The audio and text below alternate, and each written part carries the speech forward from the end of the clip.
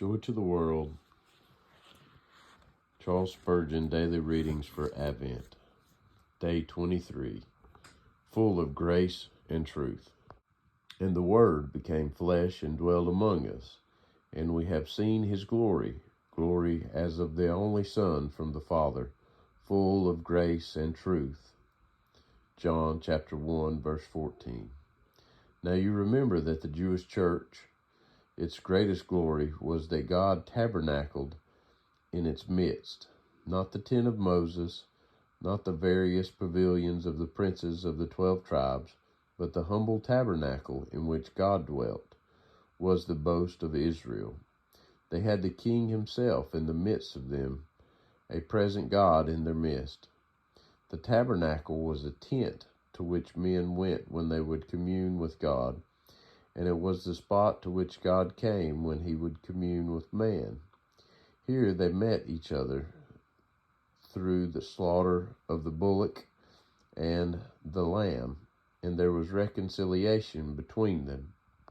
Now Christ's human flesh was God's tabernacle, and it is in Christ that God meets with man, and in Christ that man has dealings with God.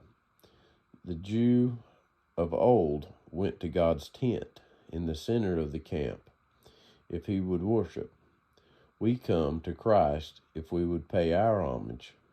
If the Jew would be released from ceremonial uncleanness after he had performed the rites, he went up to the sanctuary of his God, that he might feel again that there was peace between God and his soul.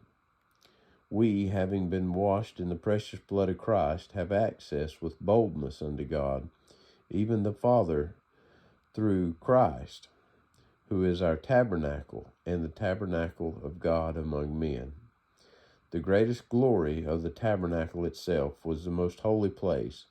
In the most holy place there stood the Ark of the Covenant, bearing its golden lid called the mercy seat. Over the mercy seat stood the cherubim, whose wings met each other, and beneath the wings of the cherubim was a bright light, known to the Hebrew believer by the name of the Shekinah. That light represented the presence of God. Immediately above that light, there might be seen at night a pillar of fire, and by day a spiral column of cloud rose from it. The glory of the tabernacle was the Shekinah. What does our text say? Jesus Christ was God's tabernacle.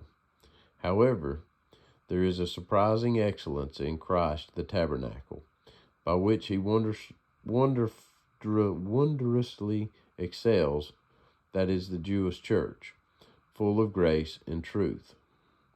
The Jewish tabernacle was rather full of law than full of grace.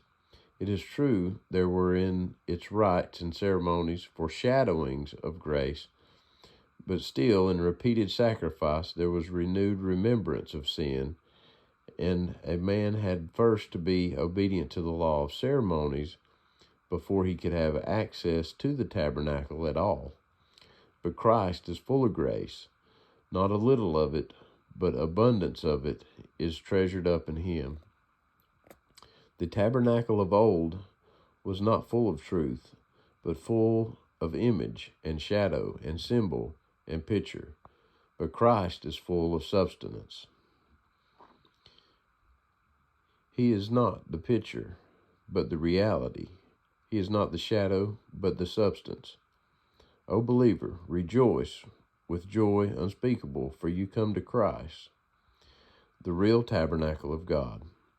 You come to him who is full of the glory of the Father, and you come to one in whom you have not the representation of a grace which you needest, but the grace itself, not the shadow of a truth ultimately to be revealed, but the very truth by which your soul is accepted in the sight of God. The title of this message is The Glory of Christ Beheld, preached by Charles Spurgeon on October 20th of 1861.